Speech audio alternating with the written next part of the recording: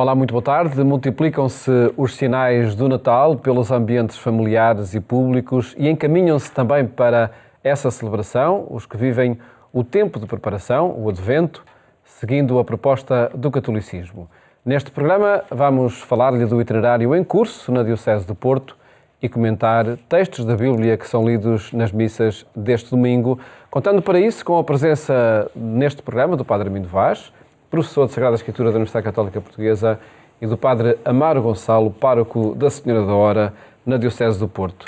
Muito boa tarde, obrigado por estarem neste programa. E começamos, Padre Amaro Gonçalo, por precisamente esta proposta que é feita na Diocese do Porto para as 4 semanas do Advento, não é? Simbologia, que itinerário temático é proposto? Vai mesmo mais longe que as 4 semanas do Advento, vai até à festa do batismo do Senhor. A ideia, uma vez que na nossa Diocese o primeiro ano do triênio pastoral está centrado no batismo, o primeiro sacramento da iniciação cristã e o primeiro dos 7, nós quisemos fazer aqui uma relação entre o nascimento, a festa do nascimento de Jesus e a festa do nosso nascimento em Jesus a partir do batismo. E, portanto, vamos correlacionar o batistério e o presépio, por assim dizer. Vão se aproximar na celebração do Natal? A ideia é que, no fundo, o Natal é sempre esta celebração em que Jesus Cristo, se é verdade que morremos com Ele e ressuscitamos com Ele, como dizemos muitas vezes, também no seu Natal nascemos com Ele. E, portanto, a ideia básica da temática é todos aqui nascemos. Este aqui é o aqui do presépio e é o aqui sacramental do batistério, do batismo. E, portanto, ligar esta ideia que é a ideia central do Natal, como festa do nascimento do Salvador, ao nosso novo nascimento em Cristo pelo batismo. E que simbolismo tem a vela que trouxe consigo? Nós é habitual termos as 4 velas da coroa do Advento, mas este ano vamos acrescentar a esta vela um significado especial, porque vamos convidar as pessoas a fazer memória do batismo, através do marcador que a própria Diocese criou com uma oração, e convidando as pessoas que não têm a vela a adquirirem uma vela. Por exemplo, a nossa vela tem aqui uma gravação com o desenho do batistério, e também para as pessoas completarem aqui: eu sou batizado desde o dia tal, e podem acrescentar aqui o dia do seu batismo. A ideia é ajudar as pessoas a fazer memória do batismo. Papa Francisco tem insistido muitas vezes nisso, que nós reavivamos a consciência do nosso batismo, começando até por celebrar a sua data. E vamos dizer às pessoas que as velas da coroa do Advento, seja lá em casa, podem também ser as velas do batismo. Nas gerações mais novas já é muito frequente que as pessoas tenham a vela do seu batismo e, portanto, em vez de criarem outra vela, aproveitem e vão colocando. Se for uma família com vários elementos, podem pôr uma coroa mais alargada, mas a ideia é em cada semana fazer uma oração e acender a vela, fazendo memória do batismo. De facto, um itinerário que ajuda nessa preparação para o Natal, vivido semana após semana, em torno também dos textos da Bíblia que são lidos nas missas de cada domingo. Vamos analisar os textos deste domingo, começando desde logo pelo Evangelho, e antes da análise vamos ouvir esse texto pela voz de Luís Miguel Sintra.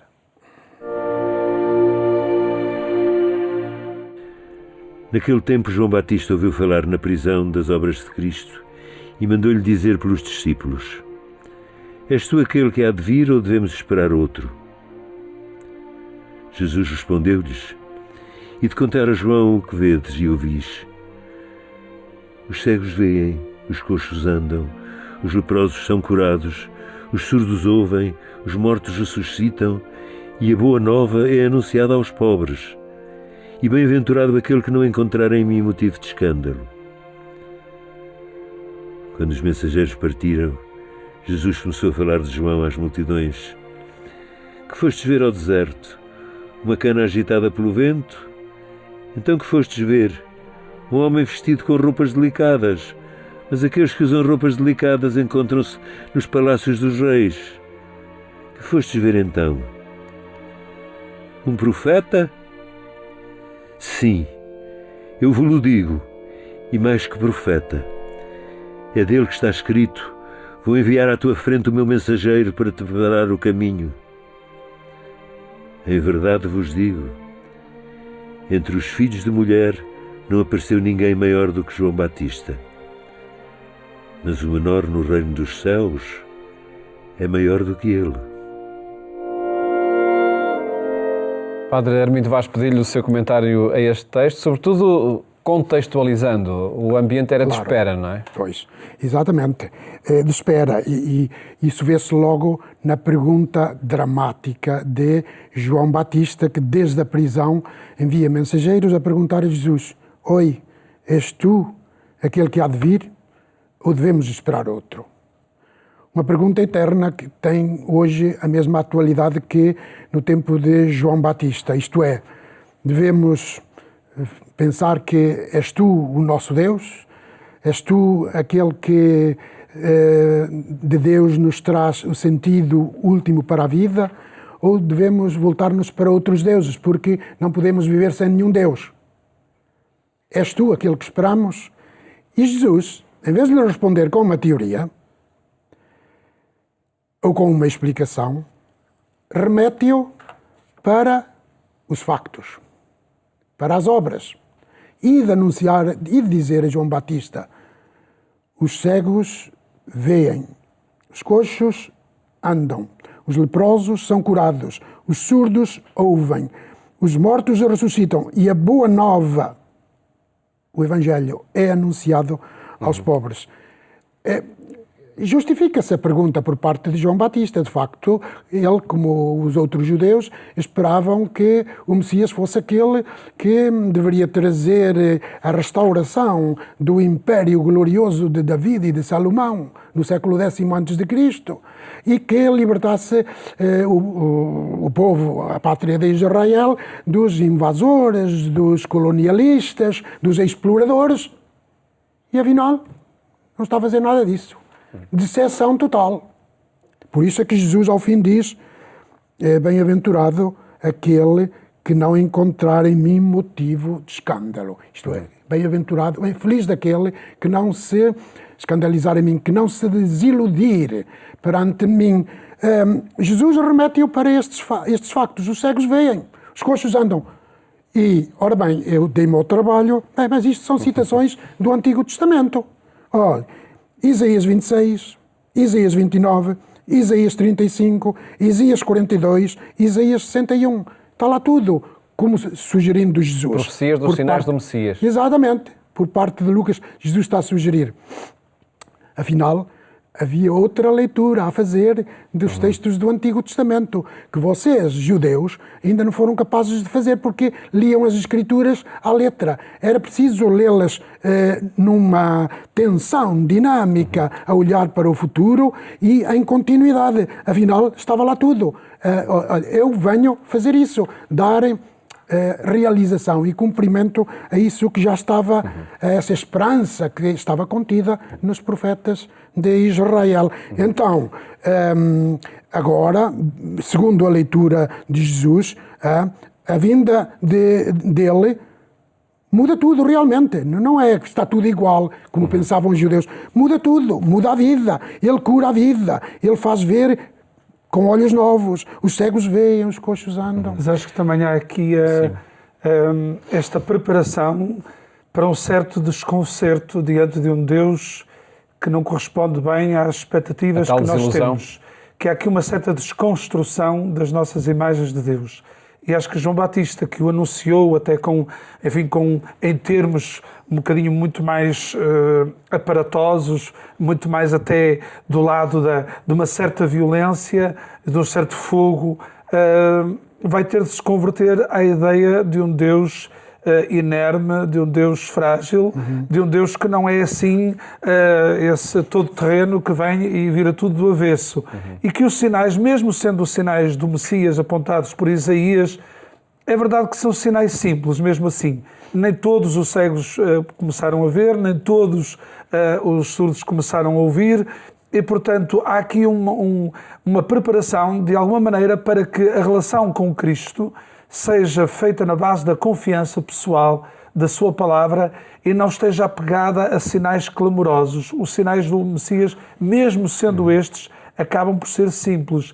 Acho que isto também nos prepara um bocadinho para aquilo que são as nossas expectativas do Natal, que às vezes esperamos sinais clamorosos, coisas fantásticas, mas começam pelas coisas simples, por este cuidado dos mais frágeis, dos mais pequenos, por esta atenção àqueles que eram e são hoje também os descartados da sociedade. Portanto, Jesus recoloca a atenção também nesses, porque é nesses e a partir desses que ele se revela. E mantém-se a mesma pergunta, és tu aquele que há de vir ou devemos esperar outro? Vai-se recolocar nessa pergunta nos dias de hoje? Nós temos sempre a tentação de criar novos messias. Estamos sempre com a ideia de que alguma coisa nos vai salvar, ou a técnica, ou o dinheiro, ou o poder, ou alguma pessoa em concreto, até um político, que nos vai salvar. E essa tentação de projeção messiânica nas pessoas, ou nas coisas, ou nos bens, é também um aviso para nós que devemos assentar a nossa confiança naquele que veio e que há de vir e que vem e que não é outro senão Jesus Cristo. Um texto que de facto nos remete para esse exercício de cada Natal, não é? Há pouco o Padre Amaro falava que para a expectativa do Natal chegar a esse grande Messias já não seria mau, porque se calhar a gente procura as prendas, não é? Pois nós às vezes temos um bocado uns sinais desproporcionados ao acontecimento, porque acho que todo o Advento é para nos preparar para o mistério do Natal. E o mistério do Natal corre o risco de já não nos surpreender, porque nos habituamos ao quadro natural e até poético. E sobretudo se aquele que nasce não é o tal salvador de tudo e de todos, não é? Exatamente, e começamos a reduzir o Natal a qualquer coisa que já não nos surpreende. Agora, o Natal é altamente surpreendente. Os judeus tiveram muita dificuldade porque não imaginavam que Deus pudesse, entre aspas, descer tão baixo, passa a redundância, que pudesse descer à nossa condição daquela maneira. E por isso este desconcerto, estas dúvidas de João Batista também são boas para nós, porque nós também muitas vezes Deus não corresponde bem àquilo que nós, ao figurino que nós, não é bem como a gente o pinta, a gente diz isso do outro. Sim, nós também de Deus podemos dizer que não é bem como a gente o pinta, ele é bem diferente e surpreende-nos e temos de estar preparados para isso. Vamos retomar a forma como pintavam Deus desde o Antigo Testamento, através das profecias, analisando o texto da primeira leitura do livro de Isaías. Tendo coragem, não temais, aí está o vosso Deus. O que é que estava em causa, Padre Armindo Vaz? Este trecho está escolhido para a primeira leitura, precisamente porque ele menciona, é um dos textos que mencionam as curas, ou melhor, a visão uma visão de esperança, de uma vida melhor, uma vida em que o povo de Israel se poderia sentir libertado.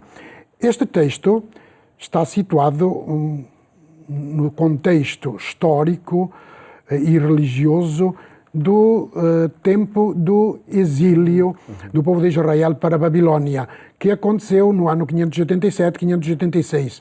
É aí, ou daí em diante, que se pode situar este texto. O que é que acontecia? O povo de Israel tinha ido para o exílio, tinha estado no cativeiro, se já tinha passado o cativeiro, tinha estado no cativeiro cerca de uns 70 anos, como diz o profeta Jeremias. Mas sentia-se prostrado autenticamente. De facto, tinha perdido a pátria, si bella e perduta, como cantaria Verdi na sua ópera, Nabucco, precisamente, porque foi Nabucodonosor, o invasor de Israel, e que levou o povo de Israel cativo para a Babilônia. Estava sem pátria, portanto estava sem identidade, estava sem nação, estava sem capital e estava sem templo onde pudesse prestar o seu culto a Deus. Não tinha nada este povo, estava num desespero. O que é que fez este nosso Deus conosco? Abandonou-nos? Perante essa sensação, então, houve aí um poeta, um profeta, que quis dar esperança a este povo, dizendo-lhe: não, Deus não nos abandonou. Aí está o vosso Deus. vem para fazer justiça e dar a recompensa. Ele próprio vem salvar-se. Então se abrirão os olhos aos cegos e desimpedirão os ouvidos dos surdos. Então o coxo saltará como um veado e a língua do mudo cantará de alegria. Aqui está. Este texto queria precisamente incutir esperança aos exilados. E cada Natal é esta afirmação de esperança, Padre Amaro? Eu acho que sim, e sobretudo é uma esperança que brota do deserto. Isso é que é muito interessante. Porque nós vemos em João na prisão, e vemos aqui este anúncio a partir da experiência da saída da Babilónia, uma espécie de novo êxodo do povo bíblico. E há aqui todas estas imagens também remetem, eu leio muito este texto, também numa perspectiva daquilo que hoje o Papa Francisco fala da conversão ecológica. Porque é bonito que todas estas imagens da transformação do deserto em jardim mostram que isto é uma espécie de obra de engenharia divina, que é realmente Deus o autor desta mudança, desta saída, é obra de Deus. Os grandes acontecimentos da nossa vida não resultam tanto do nosso esforço nem do nosso mérito, mas são a ação de Deus que mexe e nos mexe a nós para transformar a realidade. Mas chama a atenção para esta beleza desta descrição do deserto e que floresce, da terra árida que é fecunda, que no fundo é isso que Deus nos vem trazer à nossa vida. Fecundidade a partir dos desertos da nossa vida. E acho que é muito importante nós acreditarmos, dizia aquele célebre bispo brasileiro, Dom Helder Câmara, num de seus livros, O Deserto é Fértil. E nós também acreditarmos que as nossas experiências de exílio, de deserto, de solidão na nossa vida, porque todos passamos, acabam também por ser fecundas. Muitas vezes são essas experiências, como foram para o povo bíblico, e aqui com certeza que sabe disso muito melhor do que eu, que o povo hebreu, exatamente nas grandes experiências de solidão, de noite escura, de abismo, foi aí onde o povo foi mais fecundo na sua esperança e até na sua literatura, onde sonhou mais e melhor. E, portanto, também tenho aqui uma mensagem para as pessoas que vivem momentos de obscuridade, de tensão, de deserto, de acreditarem que esse momento não é um momento estéril das suas vidas. É um momento onde se está a germinar algo que poderá ser talvez dos melhores frutos das suas vidas. E acredito também que essa experiência acontece em muitas pessoas. Passamos a analisar o texto da segunda leitura, a carta de Tiago. Esperai com paciência a vinda do Senhor. Foi preciso paciência desde as primeiras comunidades? E o autor, Santiago, insiste 4 vezes na paciência. Esperar com paciência a vinda do Senhor. Se Jesus já tinha vindo historicamente, o Filho de Deus já tinha encarnado nele, então esta vinda do Senhor não pode ser mais uma vinda histórica, na carne. Refere-se, Santiago, a uma outra vinda do Senhor. É qualquer outra vinda depois da vinda histórica. É toda a vinda de Jesus até nós, que então deveríamos estar abertos e esperar com paciência, isto é, com intensidade e com atenção ao que Ele fez e ao que Ele disse, para que Ele venha constantemente a nós. Realmente, o cristianismo faz parte do cristianismo, faz parte essencial manter viva a atenção para a vinda de Jesus no fim dos tempos. Fim dos tempos é também uma imagem. Fim dos tempos. Vinda que tem o sentido simbólico de Ele dar razão a quem foi condenado injustamente pela história. Se o cristianismo deixar cair esta tensão para o definitivo, transforma-se numa moral e numa doutrina. Eu acho que esta questão da paciência é uma coisa muito atual, no sentido mais corriqueiro do termo, mas também no sentido evangélico, porque o Deus que se revelou no Antigo Testamento e depois Jesus Cristo é o Deus da paciência. Uma das características do Deus da aliança é ser um Deus paciente. Por outro lado, nós precisamos ter esta paciência com Deus, como dizia o Tomás Alique, porque muitas vezes os tempos de Deus não são os nossos. E depois esta paciência com a realidade da Igreja, do mundo, que nem sempre anda tão depressa e ao ritmo que a gente pretende. E esta paciência connosco próprios, que também não correspondemos tão rapidamente e não evoluímos de uma maneira tão célere quanto nós próprios gostaríamos. E a paciência é a difícil arte da espera. Só que também corremos o risco de entender aqui a paciência como uma resignação. E não é. A própria palavra que está aqui na sua origem, no vocabulário grego, aponta para a grandeza de ânimo, para a longanimidade, para uma grandeza do olhar, do coração que é capaz de ver com largos horizontes. Nós às vezes vemos a realidade toda sob o ângulo estreito do instante, perdemos o horizonte da eternidade e depois cada coisa nos faz sofrer e nos irrita porque perdemos esse grande horizonte da nossa esperança. E, portanto, acho que a paciência é também uma forma de cultivar a grande esperança, como lhe chamaria Bento XVI. E são mensagens que emergem dos textos que são lidos no Missas deste domingo, que agradeço terem estado aqui a apresentar e a propor a quem nos está a ver e ouvir. Muito obrigado. Obrigado a nós. Mais logo é na Antena 1 que voltamos à sua companhia quando forem 22h45. Desejo-lhe uma boa tarde, um ótimo fim de semana.